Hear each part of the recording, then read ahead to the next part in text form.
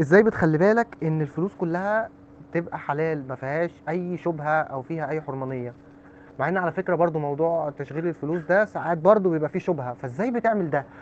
وانا عارف ان انت قابلت مشاكل من قبل الكورونا، مشاكل بقى عائليه وحاجه، حد ناس عندك كانت تعبانه تعب، ناس قريبه منك كانت تعبانه تعب شديد جدا. مش عارف هل ده ليه رابط في الموضوع؟ انا عارف ان عندكم في المناطق الريفيه دي بتبقى ناس اصيله قوي، فتلاقي مثلا حد من اخواتك او حد بيقول لك لو انت حد عندك تعبان او حد تحت رعايتك انت تعبان او جاله مرض، بعد الشر يعني، بعد الشر مش حلو، فيقول لك خلي بالك انت فلوسك حلال. فالكلمه دي انا ما بسمعهاش الا في الارياف، انا بقولها لنفسي، بقولها للناس اللي بحبهم واحب ان الناس تقولها لي. قد قامت فازاي الصلاة قد بتخلي بالك ان قامت فلوسك كلها الصلاة. حلال؟ وهل بيحصل لك اخفاقات وبتصلحها ازاي؟ هو ما فيش حد معصوم من الخطأ في البداية كده. أكيد هيكون في أخطاء، وإلا ما كناش هنبقى بشر. ربنا خلقنا عشان خاطر نغلط ونتوب، وإن ما كانش كده كان هيستبدلنا بقوم غيرنا. بالنسبة لتحري الحلال من الحرام، زي ما كنت في المحاماة، وإلا ليه كنت. المحاماة ما شاء الله دخلها كويس على فكرة، خاصة في منطقة زي اللي احنا فيها. أنا كنت أيام ما بدأت كان يعني عدد المحامين معدود، فالدخل كويس. كان ليه يعني أشوف مصدر دخل تاني مع المحاماة. تحري الحلال من الحرام هو مش صعب، بس برضو مش بالشعر يعني. الحلال باين والحرام باين وبينهما متشابهات. في متشابهات بقى اللي هي بيشتبه عليك هي حلال ولا حرام. دي بقى اللي هي الايه الشبهات. البعد عن الشبهات دي بقى هو ايه؟ اللي هينقذك انك تقع في الحرام. يعني حاجه فيها شبهه حلال وحرام، فانت هتبعد عنها، يبقى بالتالي انت مش هتروح ناحيه الحرام. حاجه حصلت بقى غير مقصوده، ده شيء تاني. يعني انا مثلا لما باجي اشتري من حد مزرعته وهو بيصفي، والله يعني في ناس تبص تلاقيها بيبدأ العين مثلا يقول له ب 30 جنيه، على اساس ان هو يوصل ل 35 ويخسف بيها الارض. انا معروف عني ان انا بشتري بالسعر اللي هو المعتدل المتوسط اللي ما يخسرنيش انا كمان، لان انا راجل باخدها بعيد تصنيعها من تاني. فليا ظروف في رينج السعر بتاعي ما اقدرش اتخطاه، حتى لو الشغل زيرو. وبالتالي ساعه ما بيبقى قدامي شغل يستاهل اكتر من كده، انا بقول له والله انت شغلك قيمته عاليه عن كده يعني، بس انا الرينج بتاعي محدود في النقطه دي. فاذا كان لك فرصه انك تبيع لحد تاني، توكل على الله.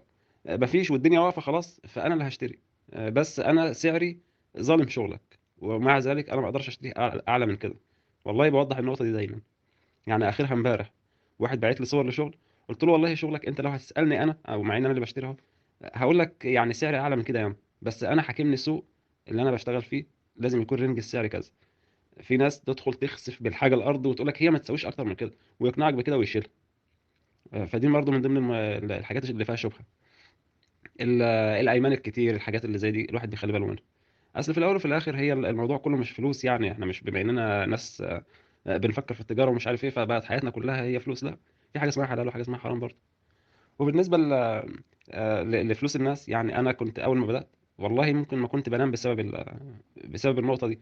كنا مثلا الرجاله تطلع تجيب شغل، لو جابوا غدا ابقى اشوف بكتب بالورقه بالجنيه زي ما بقول، بكذا طعميه بكذا مش عارف ايه بكذا ايه، كل حاجه لازم تتكتب. طول الشهر في عندك حاجات بتطلع من المصنع حاليا، كل حاجه بتتكتب حتى لو خرده. كل حاجه بيبقى معمول حسابها بالورقه والقلم. ليه؟ عشان تحري الحلال من الحرام، وربنا يبعد عننا الحرام. اما بالنسبه لابتلاءات المرض او حاجات زي كده، الانبياء عليهم السلام كانوا اكثر الناس ابتلاء. سيدنا ايوب، لو الموضوع بقى بالذنوب، لو الابتلاءات بالذنوب، يبقى سيدنا ايوب بقى على كده كان ايه؟ اللي قعد كام سنه المرض اكل جسمه وهو كان نبي. سيدنا محمد عليه الصلاه والسلام تاذى كتير كتير جدا. غيره من الانبياء اكثر الناس ابتلاء، وبعدهم الصالحين. فدايما ليه الناس بتخلط ما بين الابتلاءات والذنوب او الحرام او كذا؟ مش شرط. بالعكس احنا عندنا نماذج كتير جدا زادوا في طغيانهم، وما شاء الله ربنا بيزيدهم كل يوم عن يوم غنى. فدي مش مرتبطه بدي. بالعكس الابتلاءات دي بتكون تكفير لصغائر الذنوب، وفي نفس الوقت انك ايه؟ تقول الحمد لله. فدي مش مربوطه بدي خالص، وعمري ما حسبتها كده. انا عايز اقول لك ان الناس اللي هتسمع الفيديو ده هيتعلموا منه، انا اتعلمت منه قبلهم، انا هتعلم من الفيديو ده قبلهم، وفي حاجات كتير بتتغير في تفكيري بسبب الكلام بتاع حضرتك يعني بصراحة يعني الله ينور يعني.